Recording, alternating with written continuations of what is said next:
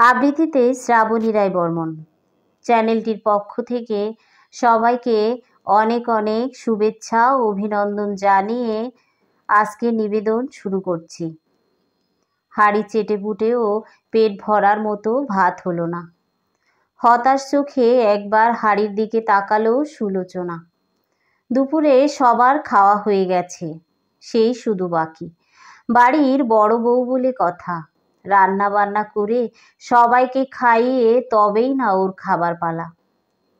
থালাতে বেড়ে রাখা ভাতের দানাগুলোর দিকে করুণ দৃষ্টিতে তাকালো সে।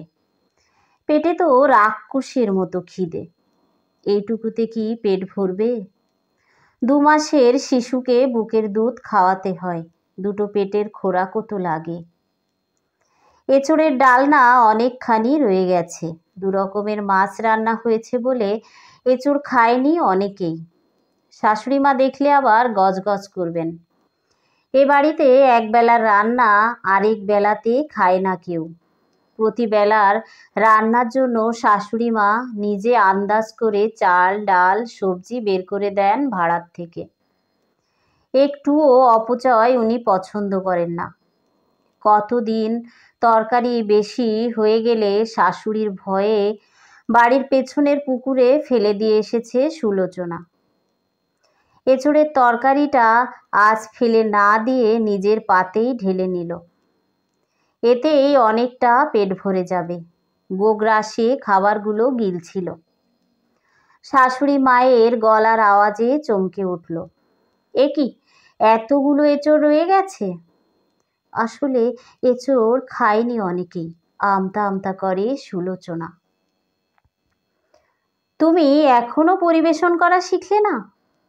সুলোচনা চুপ করে থাকে। তিনি আর চোখে ছেলের বউয়ের থালার দিকে তাকালেন।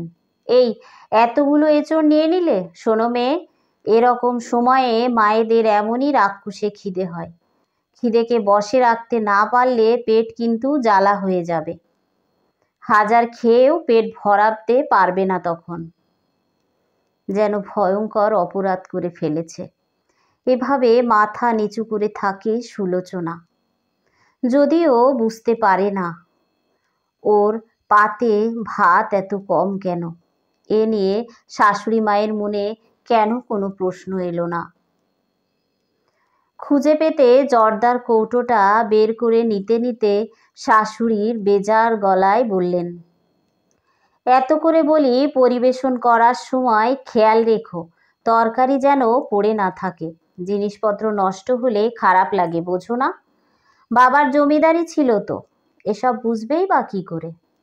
মোক্ষম খোঁচাটা মেরে বেরিয়ে গেলেন তিনি। কষ্ট হলেও কিছু বলতে পারে না সুলোচনা। সত্যিই ওর বাবা গরিব। অনেক অভাব দেখে বড় হয়েছে, কিন্তু কখনো খাওয়ার কষ্ট সহ্য করতে হয়নি।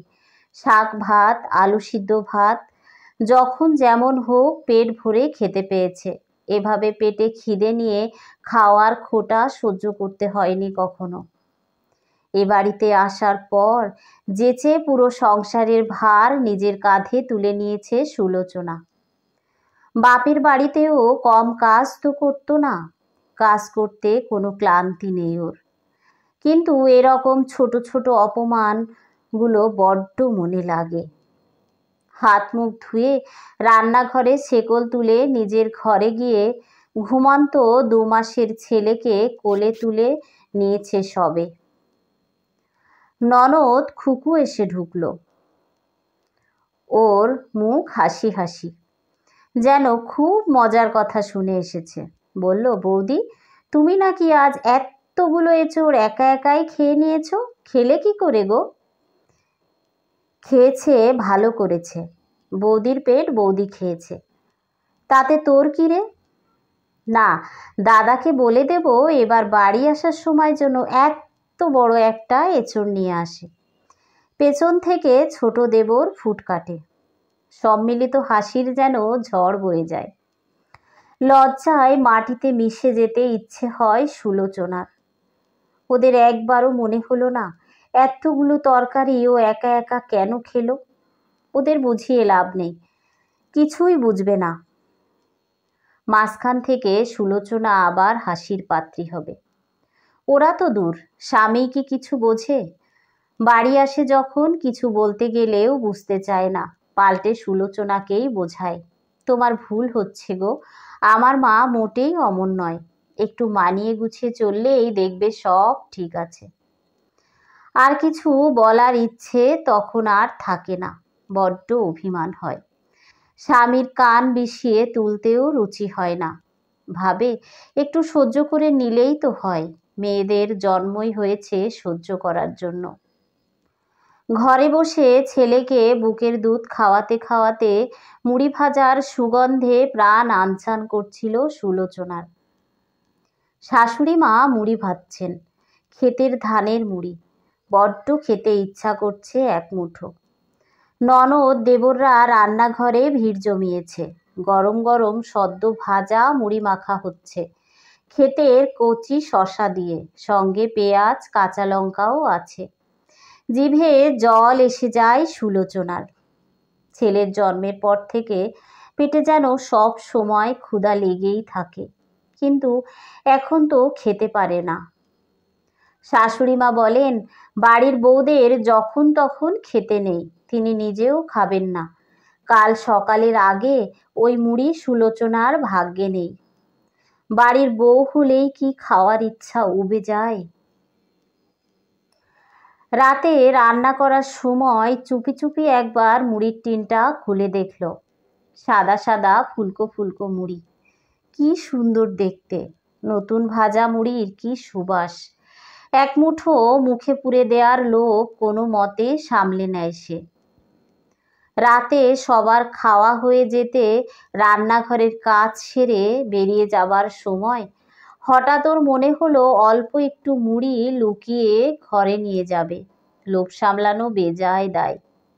সাবধানে চারপাশে তাকিয়ে মুড়ির টিনটা খুলে বেতের ছোট্ট ধামাতে কিছু মুড়ি ভরে নিল। শাড়ির আঁচলের তলায় ওটা লুকিয়ে ঘুরে দাঁড়াতে গিয়েই চমকে উঠল। ননদ খুকি ঢুকছে রান্নাঘরে। বৌদি, মা বলল দুধটা আবার একবার জাল দিয়ে দিতে। আচ্ছা। মাথা হেলালো সুলোচনা। ওর বুক ধড়াস ধড়াস করছে। চলে যেতে গিয়েও ঘুরে তাকালো খুকু। তোমার আঁচলের নিচে কি লুকিয়েছ বৌদি? কিছু না তো। সুলোচনার মুখ সাদা। কিছু না? স্পষ্ট দেখা যাচ্ছে তুমি কিছু একটা লুকিয়ে রেখেছ। না না, কিছু না। খুকু এগিয়ে এসে জোর করে শাড়ির আঁচল সরিয়ে ধামা ভরা মুড়ি আবিষ্কার করে ফেলল। কিছুক্ষণ হাঁ করে রইল সে। তারপরেই শুরু হলো হাসি। মা, ও মা, দেখে যাও তোমার ছেলে বউয়ের কাণ্ড। চুরি করে মুড়ি খাচ্ছেন তিনি। হাসতে হাসতে গড়িয়ে পড়ে খুকু। বাড়ি শুধু সবাই এসে জড়ো হলো রান্নাঘরে। চলল হাসাহাসির ধুম। শুধু শ্বশুর মশাই বললেন, তখন সবাই মিলে মুড়ি মেখে খেলাম, ওকেও তো একটু দিতে পারতে। ভর সন্ধেবেলায় ও খাবে কেন? আমি খেয়েছি নাকি? শাশুড়ি মা ফুঁসে উঠলেন। আহ, ও তো একটা বাচ্চা মেয়ে, খেতে ইচ্ছা করবে না? বাড়ির বউয়ের এত লোভ কিসের? সাথে সাথে শ্বশুর মশাই চুপ করে গেলেন। সুলোচনা লজ্জায় মাথা তুলতে পারছিল না। কেন যে এমন বোকার মতো কাজ করলো? লোভটা কি সামলে রাখা যেত না একটু? দিন 7 পর এক বিকেলবেলা অজয় এসে হাজির। সবার জন্যই কিছু না কিছু নিয়ে এসেছে। ওকে ঘিরে কলরব করছে সবাই। সুলোচনা দূর থেকে দেখছিল মানুষটাকে। বুকের মধ্যে তখন থেকে চলছে লাবডুব লাবডুব। কতক্ষণে কাছে পাবে ওকে? সন্ধে গড়ানোর পর ঘরে ঢুকলো সুজয়। ছেলে ঘুমিয়ে কাদা তখন। একবার ছেলের মাথায় হাত রেখে আদর করলো। তারপর সুলোচনার দিকে তাকিয়ে হাসলো। বলল, কেমন আছো? ভালো। কিন্তু তুমি এমন রোগা হয়ে গেছো কেন? ভালো করে খাও না নাকি? প্রতিবার সেই একই কথা। রোগা কেন হব? আমি খুব ভালো করেই খাওয়া দাওয়া করি। রোগা তো তুমি হয়েছ। অজয় তাকিয়ে আছে। বাচ্চা হওয়ার পর একটু অমন হয়ই, গম্ভীর মুখে বলল সুলোচনা। তাই বুঝি? হেসে ফেলল অজয়। লজ্জা পেয়ে সুলোচনা বলল, আমি রান্নাঘরে যাই, কাজ আছে। রাতে ভাত খেতে বসছিল সবাই। অজয় আসাতে অনেক কিছু রান্না হয়েছে আজ। সুলোচনা পরিবেশন করছিল। খুকু হঠাৎ হাসতে হাসতে বলল, দাদা, তোর বউ চোর। মানে? চমকে উঠেছে অজয়। চুরি করে মুড়ি খেতে গেছিল। খুকু এখনো হাসছে। অজয় হাঁ করে তাকিয়েছিল।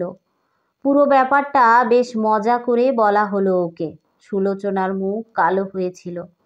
সবটা শুনে অজয় কিন্তু হাসল না, গম্ভীর হয়ে গেল। মায়ের দিকে তাকিয়ে বলল, ওকে চুরি করে খেতে হলো কেন মা?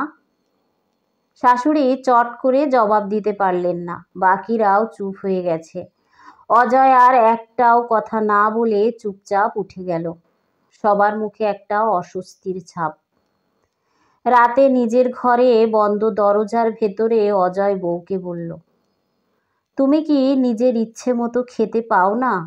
সুলোচনা কেঁদে ফেলল হু হু করে।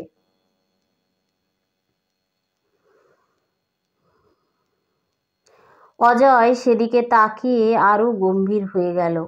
কিছুদিন বাড়িতে কাটিয়ে ফিরে যাবার সময় মাকে বলল, 2-3 মাস পর এসে আমি সুলোচনাকে নিয়ে যাব। চমকে উঠলেন অজয়ের মা। ছেলে তো এই 2 বছরে কখনো বউকে নিয়ে যাবার কথা বলেনি। ভয়ে ভয়ে বললেন, কেন রে বাবা? আমার এখানে একা একা থাকতে কষ্ট হয় মা। চুপ করে রইলেন তিনি। ছেলে হঠাৎ কেন এই কথা বলছে কিছুটা আঁচ করতে পারছেন, কিন্তু কিছু বলার সাহস নেই। ছেলেও যে এ ব্যাপারে কিছু বলবে না জানেন। বড্ড চাপা তার ছেলে। সুলোচনা যেন আচ্ছন্ন হয়েছিল একটা ঘুরে। সত্যিই কি অজয় ওকে নিয়ে যাবে? স্বামীর উপর বড্ড অভিমান ছিল যে ওর। ভাবতো স্বামী ওকে বোঝে না। এখন মনে হচ্ছে ও নিজেই বুঝতে পারেনি মানুষটাকে। আর কেউ না বুঝলেও অজয় ঠিক বুঝতে পেরেছে ওর কষ্টটা। দীর্ঘদিনের অসম্মানের জীবন থেকে মুক্তি আসছে অবশেষে। ছলো ছলো কৃতজ্ঞ চোখে বরের দিকে তাকালো সে। অজয়ও গভীর মমতায় তাকিয়েছিল রোগা বউটার দিকে। একটু দেরি হয়ে গেল ওকে বুঝতে। তা হোক, বুঝতে যখন পেরেছই, শক্ত দুখানা হাতে আগলে রাখতেও পারবে বাকি জীবনটা। ধন্যবাদ সবাইকে। সবাইকে অনেক অনেক শুভেচ্ছা ও অভিনন্দন জানিয়ে আজকের নিবেদন এ পর্যন্তই। ভালো থাকবেন সবাই।